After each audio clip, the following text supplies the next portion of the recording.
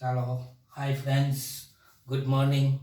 એવું થતું હોય છે ને કે ઇંગ્લિશ ક્યાં ચાલુ કર્યું, જાનું ના ગુજરાતીમાં બોલો ને. તો લે ગુજરાતીમાં બોલી નમસ્કાર વિદ્યાર્થી મિત્રો.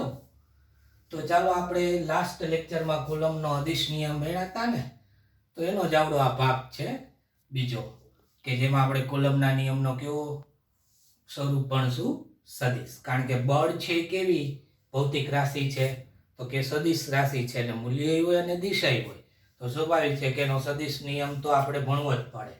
અને બહુ મોસ્ટ આઈએમપી છે, કુલમના નિયમનું સદિશ સ્વરૂપ છે એ બહુ મોસ્ટ આઈએમપી છે.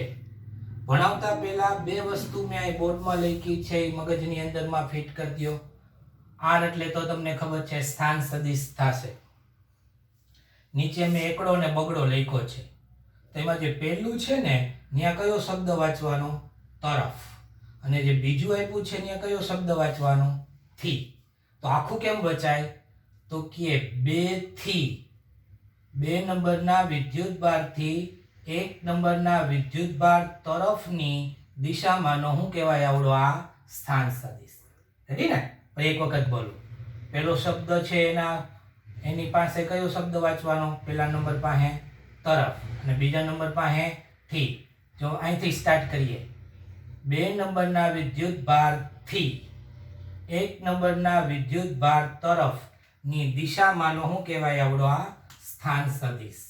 શું કહેવાય આવડો આ સ્થાન સદિશ. અને આ તો તમને આવડે જ છે ને, આવડો ચોથું ચેપ્ટર આપણે ન બોલું સદિશ વાળું, એમાં આવી જ ગયું છે. શું વચાય, 2 ની સાપેક્ષે 1 ઉપર લાગતું બળ, અથવા તમે મેં ગુજરાતીમાં હાવ લખ્યું છે કે વિદ્યુતભાર 2 ને લીધે વિદ્યુતભાર 1 ઉપર લાગતું બળ. બળ એ સદિશ રાશિ છે.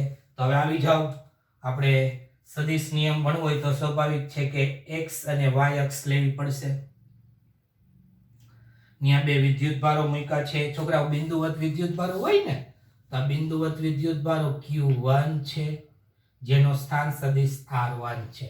અર્થાત શું કહેવાય, ભૂલી ગયા હશો કદાચ, તો કે ઉગમ બિંદુથી આ તમારું ઘર હોય તો તમારા ઘરથી વિદ્યુતભાર q1 નું અંતર કેટલું છે, r1.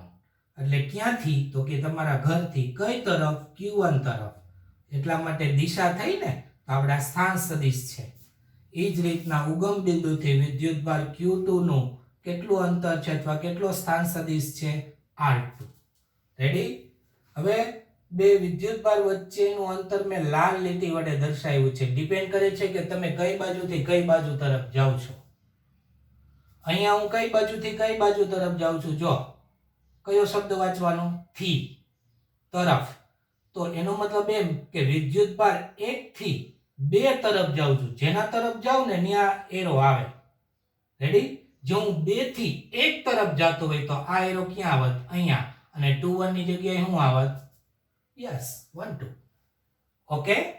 તો બેઝિક બધી વસ્તુ લખી છે કે આકૃતિમાં દર્શાવ્યા પ્રમાણે q1 અને q2 નો સ્થાન સદિશ r1 અને r2 છે. q1 થી q2 તરફ આ 1 થી, ગુજરાતીમાં બોલો હાલો ને, 1 થી 2 તરફ જાતો સ્થાન સદિશ r12. એ જ રીતના 2 થી 1 તરફ જાતો સ્થાન સદિશ કેના વડે દર્શાવતું, r12. રેડી ને? હવે વિદ્યાર્થી મિત્રો, આ બંને પ્લસ હોય, આ બંને વિદ્યુતભારની નિશાની નથી દેખાય એટલે પ્લસ છે, તો બંને વિદ્યુતભારો વચ્ચે અપાકર્ષણ બળ લાગે કે આકર્ષણ બળ લાગે? ઓય, બે સમાન વિદ્યુતભારો વચ્ચે શું થાય, છોકરાઓ વચ્ચે શું થાય, અપાકર્ષણ થાય ને. તો બે વિદ્યુતભારો વચ્ચે હંમેશા સમાન વિદ્યુતભારો હોય તો અપાકર્ષણ બળ લાગે. તો એકને લીધે બીજા ઉપર બળ લાગતું હોય તો આ બીજા નંબરનો વિદ્યુતભાર આ બાજુ ખેંચાય કે આઘો જાય. મતલબ કે q નંબરનો વિદ્યુતભાર છે 2 નંબરના વિદ્યુતભારનો કાટલો ખેંચે કે પાટું મારે, પાટું મારશે. એ જ રીતના 2 નંબરનો વિદ્યુતભાર એ પહેલા નંબરના વિદ્યુતભારને શું મારશે, પાટું મારશે. કારણ કે કોઈ પાટું મારતો હોય તો હામે પાટા લાગતા હોય, કોઈ પૂજા કરે કોઈ, હવે મને બીજું પાટું મારી મજા આવી બહુ. તો ચાલો, q1 ને લીધે q2 પર લાગતું બળ યાદ છે ને કુલમનો નિયમ, કે q1 q2. હવે બંને વચ્ચેનું અંતર તો કે કયા ઉપર, તો કે 1 ને લીધે બીજા ઉપર લાગતું બળ Q1 ને લીધે શબ્દ ખવાઈ ગયો છે, લખી નાખજો. Q1 ને લીધે Q2 પર લાગતું બળ, તો કોને લીધે? 1 ને લીધે. કેના ઉપર બળ લાગે છે? 2 ને લીધે, એટલે 2 પહેલા આવશે. સદિશ નિશાની તો F21, સૂત્ર શું છે કુલમનું? K Q1 Q2 છેદમાં 2 વચ્ચેનું અંતર, 1 થી 2 તરફ જાવ છો એટલે R21 આવશે. એનો શું આવે? સ્ક્વેર. અને દિશા છે, હા, તો આપણે દિશા દર્શાવીએ તો એકમ સદિશ લખવો પડે ને. કઈ દિશામાં છે? તો કે આ તો સાહેબ x અક્ષની દિશામાં નથી અને y અક્ષની દિશામાં નથી. કઈ દિશામાં છે? R21 ની દિશામાં છે. તો એનો શું આવશે છોકરાઓ? અહીંયા એકમ સદિશ. અને આપણે ચોથા ચેપ્ટરમાં ભણી ગયા છીએ એકમ સદિશ વિશે. એકમ સદિશ આપણે ભણીએ તો ખબર છે ને કે સદિશ અને તેના મૂલ્યના, કોઈ પણ સદિશને એના મૂલ્ય વડે ભાગી નાખીએ એટલે એની દિશામાં શું મળે? એકમ સદિશ. પણ છોકરા આ કેમ આવ્યું? R21 બરાબર R2 માઇનસ R1 કેમ આવ્યું? સ્વીકારી લેવાનું છે? નહીં, આપણે કોઈ દી કાંઈ સ્વીકારતા નથી. આપણે એને સાબિત કરીને દેખાડીએ. કેવી રીતના દેખાડશું? તો એના માટે તમારે ફ્લેશબેકમાં જવું પડશે ચેપ્ટર 4 માં. કેમાં જવું પડશે છોકરાઓ? ચેપ્ટર 4 માં. શું આવ્યું હતું? તો કે ત્રિકોણની રીત આવી હતી ને, બે સદિશોના સરવાળા માટે. કેની રીત આવી હતી? ત્રિકોણની રીત. શું આવી હતી? તો કે એક સદિશ A લીધો, એના મૂલ્ય જેટલો, આ એનું શીર્ષ કહેવાય. એના શીર્ષ ઉપર બીજો સદિશ મૂકો B, બીજા સદિશનું પૂંછડું મૂકવાનું અહીંયા, અને પછી આ બેનો સરવાળો જોતો હોય તો કઈ રીતના દોરવાનો? તો કે પહેલા સદિશનું પૂંછડું પકડવાનું અને બીજા સદિશનું શીર્ષ પકડવાનું. તો એ દિશામાં તમને આ બેનો શું મળશે? સરવાળો. સદિશ A પ્લસ B. રેડી? એ જ અહીંયા જો દેખાય છે છોકરાઓ?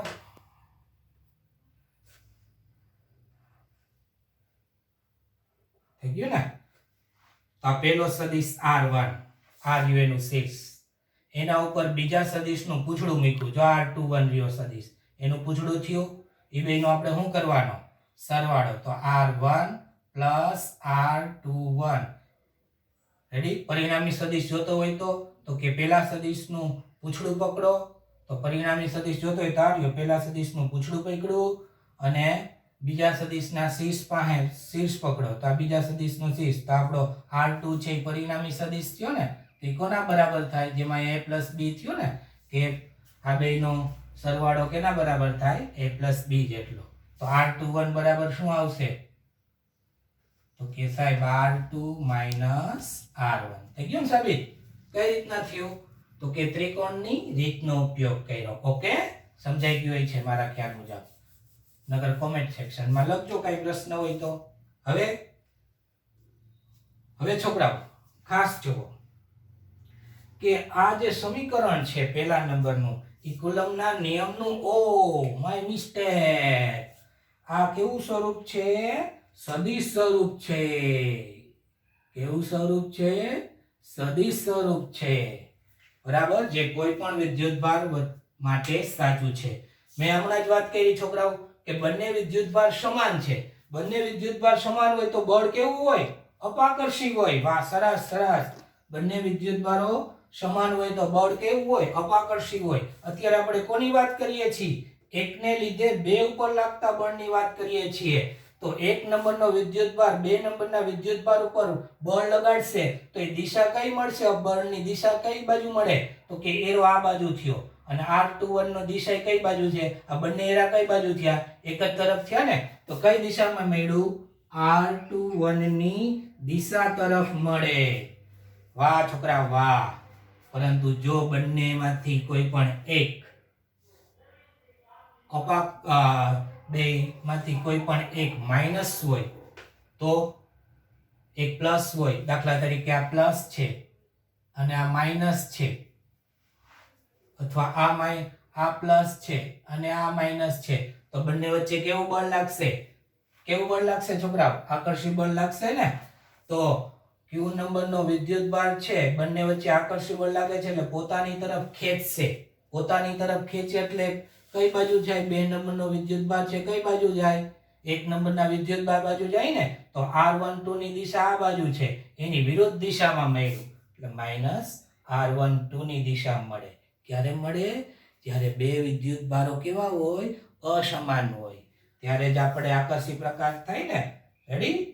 હવે આ જ રીતે તમે મને કહી શકો છોકરા, મેં કેમ આયા લીધું કે Q1 ને લીધે Q2 પર લાગતું બળ, તો તમે Q2 ને લીધે Q1 ઉપર લાગતું બળ જોતું હોય તો જેમાં અહીંયા 2 1 આવ્યું, કેના ઉપર જોઈએ છે? 1 ઉપર. તો અહીંયા 1 પહેલા આવશે. કેને લીધે લાગે છે? 2 ને લીધે લાગે છે, તો F21. સૂત્ર શું આવશે છોકરા? સૂત્ર શું આવશે? તો કે સાહેબ કે Q1 Q2 બે વચ્ચેનું અંતર કેટલું થઈ જાય? R12. અહીંયા જ 12 હોય તો અહીંયા 12 આવે. હાવ સિમ્પલ લે ને. અહીંયા 21 તો અહીંયા 21 આવે. કાંઈ સમજવું ના હોય તો. અને એની દિશામાંનો એકમ સદિશ. પરંતુ છોકરાઓ આ બંને બળો સમીકરણ 1 અને 2 બંને બળ કેવા છે? સમાન છે, પરંતુ દિશા કેવી હશે? વિરુદ્ધ. જો એક આ બાજુ છે અને એક આ બાજુ છે તો બંને બળો સમાન, પરંતુ કેવી દિશાના છે? વિરુદ્ધ દિશાના છે. તો આમ લખીએ કઈ ને F21 - F12. તો કયા નિયમની યાદ આપે? બંને બળો સમાન હોય પરંતુ એની દિશા વિરુદ્ધ હોય તો કયા નિયમની યાદ આપે? યાદ કરો 11 સાયન્સનું 5મા ચેપ્ટરનો ન્યૂટનનો ત્રીજો નિયમ. રેડી? તો આ એક લીટી અહીં લખી નાખજો કે આ કુલમનું સદિશ સ્વરૂપ છે એ ન્યૂટનની ગતિના કુલમનું સદિશ સ્વરૂપ છે એ ન્યૂટનની ગતિના ત્રીજા નિયમનું શું છે? સુસંગત છે. ઓકે? રેડી? હવે આ તો થઈ બે વિદ્યુત ભારો એકબીજા ઉપર જે બળ લાગે. ઘણી વખત એવું બને કે કોઈ એક જ વિદ્યુત ભાર ઉપર એક કરતા વધારે બળ લાગતા હોય તો ખાલી કુલમનો બળ, કુલમનો નિયમ જ ત્યાં ના લાગુ પડે. ને આપણે બીજો કયો નિયમ જોશું? સંપાતપણાનો. રેડી? આપણે ઓલો છેલ્લો દિવસ ગુજરાતી પિક્ચર છે ને, એમાં ઓલા ભાઈનો બર્થડે નહોતો, એ ભાઈનું નામ તો મને યાદ નથી આવતું, તમને યાદ હશે. પછી એનો બર્થડે વિશ કરવા માટે ના ઓલા બધા એના મિત્રો જાય. કઈ રીતના વિશ કરે? તો કે કોઈ એક જ એની શરીરના એક ચોક્કસ જગ્યા ઉપર પાટા મારે કે નહીં, તો એક જણાએ એક પાટું માર્યું, બીજા જણાએ બીજું પાટું માર્યું, ત્રીજા જણાએ ત્રીજું પાટું માર્યું, તો ટોટલ એને કેટલી ઈજા થાય? તો કે દરેક પાટા વડે જે ઈજા લાગે છે એની સરવાળો. એના જેવું છે. આપણે ના બર્થડે ઉજવતા હોય, આજના યુવાનો ઉજવતા હોય તો જેનો જન્મ દિવસ હોય એ જન્મ દિવસને એના વિદ્યાર્થી મિત્ર દ્વારા ટીકા પાટીનો કાર્યક્રમ ચાલતો હોય, આજનો એ ટ્રેન્ડ છે. બરાબર? તો એને લગતો આ કઈક પ્રશ્ન છે, સંપાતપણાનો સિદ્ધાંત. આમાં બર્થડે બોય કોણ છે? તો કે બર્થડે બોયને આપણે છે ને એ ભાઈને વાહો લાલ ચોર થઈ જવાનો છે. તો વાહો લાલ ચોર થઈ જવાનો છે ને તો આપણે એને લાલ દેખાડી દઈએ. લાલ, માકા લાલ. તો Q1 છે એનો જન્મ દિવસ છે, પણ એને સ્વાભાવિક છે કે બે જ મિત્ર છે, Q2 અને Q3, એટલે જાજા એને ધબા સહન નહીં કરવા પડે. તો આ બીજા નંબરના મિત્ર દ્વારા એને કેટલો ધબો લાગ્યો? F12 જેટલો. યાદ છે ને? બે સમાન જ છે, બે મિત્રો જ છે. બરાબર? કોઈ એની સખી મિત્ર નથી. સખી મિત્ર હોત તો ધબા લાગવાનો ચાન્સીસ જ ના થાય. એટલે બંને મિત્ર જ છે, એટલે બંને સમાન મૂલ્યના હોવાથી આ બળ અપાકર્ષી પ્રકારનું છે. આના ઉપર લાગે છે એટલે આ બાજુ છે. એ જ રીતના એનો એક ત્રીજો મિત્ર છે, એ પણ એને વિશ કરવા આવશે તો એને પણ ધબો લાગશે. તો એનો ધબો કઈ બાજુ હશે? એ જ જગ્યાએ છે, પણ આ દિશામાં છે ને. લાલ માર્કર ચાલતી નથી. તો આ કઈ હશે? F13. ઓકે? ઓકે કે નહીં છોકરાઓ? તો હવે ટોટલ બળ કેટલું થયું? તો એ છોકરાને ફોન કરીને પૂછવું પડે ને, એલા કેવું લાગ્યું? પણ અહીંયા આપણે સદિશની વાત કરીએ છીએ. જેમ તમને અહીં મેં ત્રિકોણની વાત કરાવી એમ તમને બીજે યાદ છે ને, સમાંતર બાજુ ચક્કો. ચક્કાનો નિયમ યાદ છે?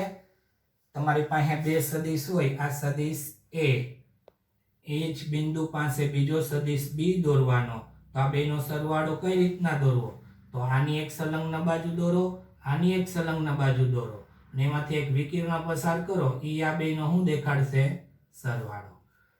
તો એનો મતલબ એમ કે આ બિંદુ ઉપર લાગતું પરિણામી બળ જોતું હોય તો તો આની એક સંલગ્ન બાજુ નક્કી કરો, આ ચેકી નાખો છોકરા, અને આની એક સંલગ્ન બાજુ નક્કી કરો. તો સમાંતર બાજુ ચોખ્ખો થઈ ગયો. તો આમાંથી એક વિકર્ણ દોરું છું. કાળા કલરથી ન દોરું કે બ્લુ કલરથી દોરું? ચાલો બ્લુ કલરથી, લોક લાગણીની માન રાખીને.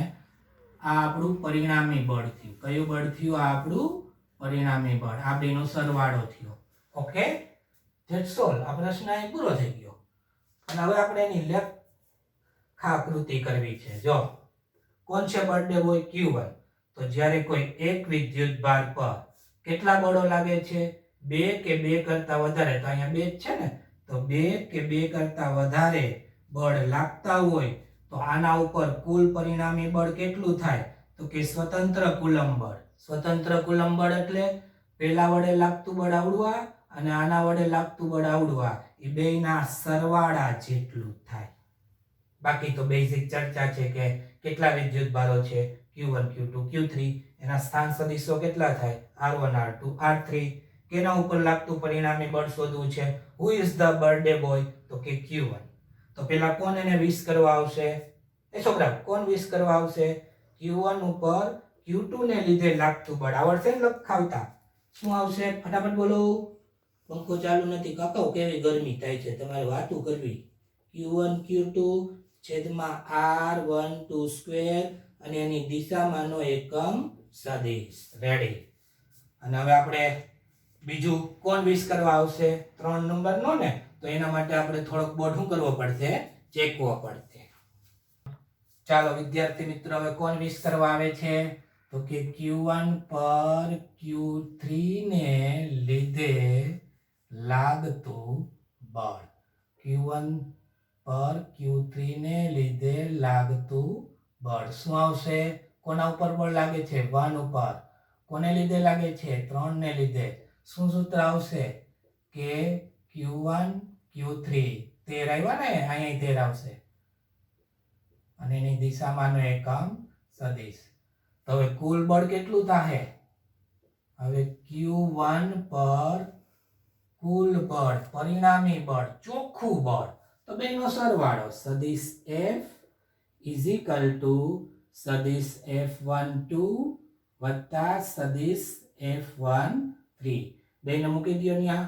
તો કે Q1 Q3 છેદમાં R13 નો સ્ક્વેર વત્તા કે Q, અહીંયા 2 આવશે કા? 2. ચાલો, કે Q1 Q2 છેદમાં R12 સ્ક્વેર એની દિશામાંનો એકમ સદિશ. કે Q1 Q3 છેદમાં R13 સ્ક્વેર ઇન્ટુ એની દિશામાંનો એકમ સદિશ. ઓકે વિદ્યાર્થી મિત્રો, જો Q1 પર Q2 Q3 ડોટી ડોટી ડોટી Qn વિદ્યુત ભારોને લીધે બળો લાગતા હોય તો, આ તો 2 દીધા ને, જાજા હોય તો એમ ટૂંકમાં સમજા. તો ટોટલ બળ કેટલું આવે? તો કે F બરાબર F12 વત્તા F13 વત્તા F14. આમ ડોટી ડોટી ડોટી ડોટી કરીને ક્યાંય સુધી આવશે ને. અને બાકી આ બધું હવે તમે તમારી રીતના મૂકી શકો.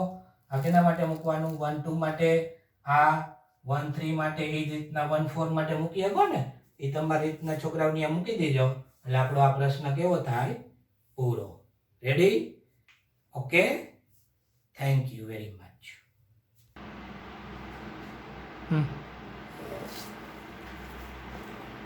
ચાલો હવે વિદ્યાર્થી મિત્રો, આપણે વિદ્યુત ભારનો પહેલો વિભાગ પૂરો થઈ ગયો અને વિદ્યુત ક્ષેત્રનો બીજા વિભાગમાં આપણે એન્ટ્રી કરી લીધી છે.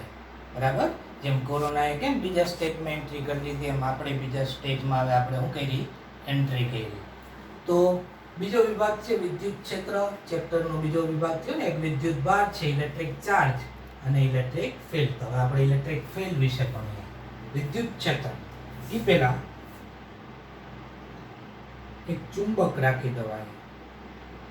તો ચુંબક શું કામ કરે? કયો?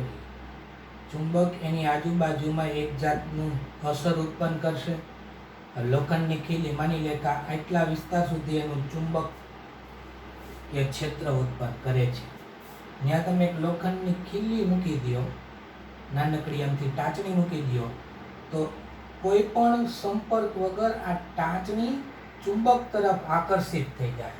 એનું એકમાત્ર કારણ છે કે આ ચુંબકનું ચુંબકીય ક્ષેત્ર એના ઉપર એક ચુંબકીય બળ લગાડે છે જે આકર્ષી પ્રકારનું છે, અને આ ખીલી છે એ ચુંબક તરફ આકર્ષિત થાય અને ચોંટી જાય છે.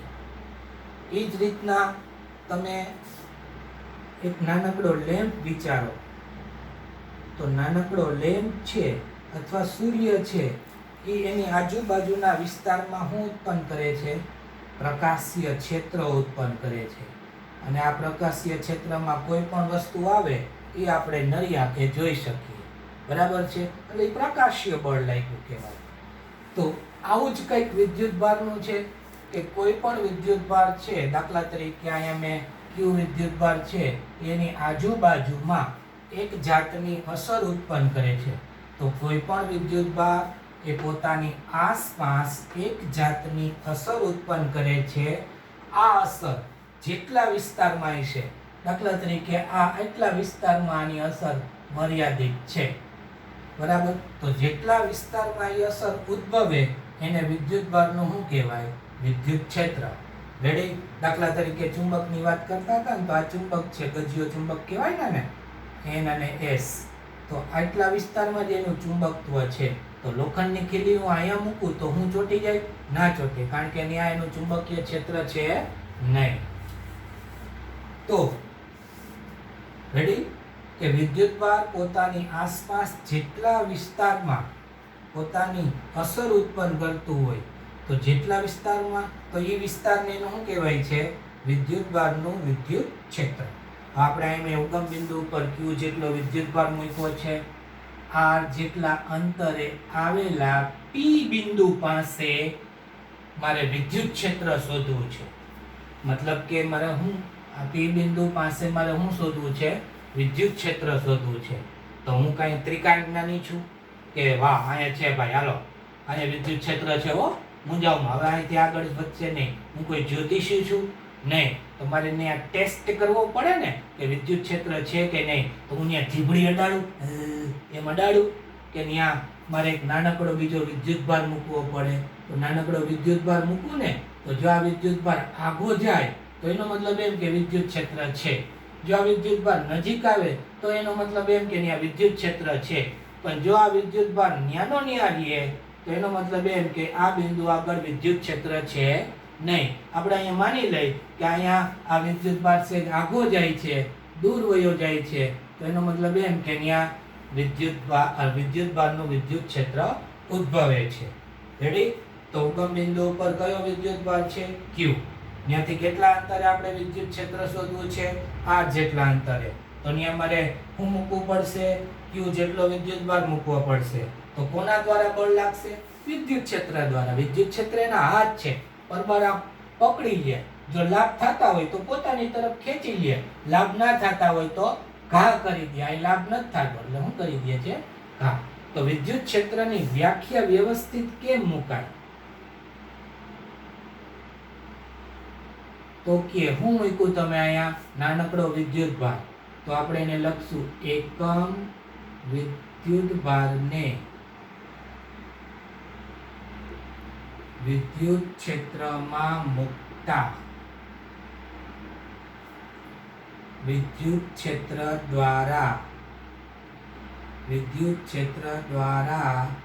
લાગતા બળને તે બિંદુ પાસેનું અથવા તે વિદ્યુતભાર પર લાગતું બિંદુ પાસેનું શું કહેવાય છે? વિદ્યુત ક્ષેત્ર કહે છે. મતલબ કે આ બિંદુ પાસે વિદ્યુત ક્ષેત્ર છે કે નહીં, ત્યાં મેં વિદ્યુતભાર મૂક્યો, તો વિદ્યુતભાર ઉપર લાગતા બળને તે બિંદુ પાસેનું શું કહેવાય? વિદ્યુત ક્ષેત્ર. છોકરા, એકમ વિદ્યુતભાર આવ્યો તો વિદ્યુતભાર ક્યાં આવશે? છેદમાં. તેના પર લાગતું બળ ક્યાં આવશે? અંશમાં. એનું શું કહેવાય? વિદ્યુત ક્ષેત્ર. તો વિદ્યુત ક્ષેત્રની શું આવી છોકરાઓ? સૂત્ર. વિદ્યુત ક્ષેત્રની સંજ્ઞા ઇલેક્ટ્રિક ફિલ્ડ ઉપરથી ઈ થાય ને. બળ એ સદિશ રાશિ છે અને વિદ્યુત ક્ષેત્ર એ સદિશ રાશિ છે, એટલે આપણા સૂત્ર બન્યું. રેડી? આના ઉપરથી વિદ્યુત ક્ષેત્રને લીધે જોજો, આ મોસ્ટ આઈએમપી પોઈન્ટ છો. જ્યારે હું તમને એમ પૂછું કે વિદ્યુત ક્ષેત્રને લીધે વિદ્યુત ભાર પર, વિદ્યુત ક્ષેત્રને લીધે વિદ્યુત ભાર પર લાગતું બળ મેળવવું હોય તો F બરાબર શું આવશે? ચોકડી ગુણાકાર કરો છોકરાઓ. શું આવશે? QE. શું થાય વિદ્યુત ક્ષેત્રનો એકમ? વિદ્યુત ક્ષેત્ર કેવી રાશિ છે? સદિશ રાશિ છે ને. વિદ્યુત ક્ષેત્ર એ સદિશ રાશિ છે. કેવી રાશિ છે? સદિશ રાશિ. અને તેનો એકમ શું થાય ભાઈઓ બહેનો? તેનો એકમ શું થાય? ઓય, બળ કેમાં મપાય? ન્યૂટનમાં. વિદ્યુત ભાર કેમાં મપાય? કુલમમાં. તો ન્યૂટન પ્રતિ શું થયું? કુલમ.